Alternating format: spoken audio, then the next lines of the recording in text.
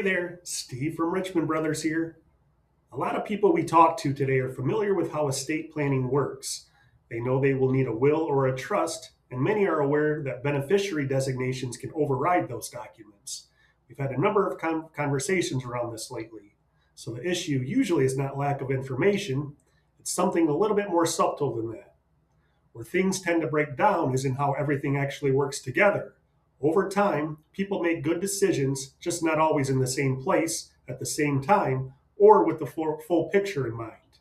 An account gets opened, a beneficiary gets named, and a document gets updated. Individually, each piece may be perfectly fine, but when you step back and look at everything together, that is where misalignment can start to show up. For example, we will sometimes see a retirement account that still lists a beneficiary from years ago, even though everything else in the plan has been updated since then.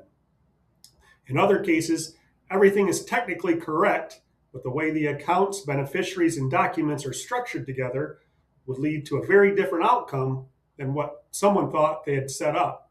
And that's the tricky part. It is not always obvious when you are looking at things one piece at a time. We have situations where everything looked right on the surface, but the outcome would have surprised the family.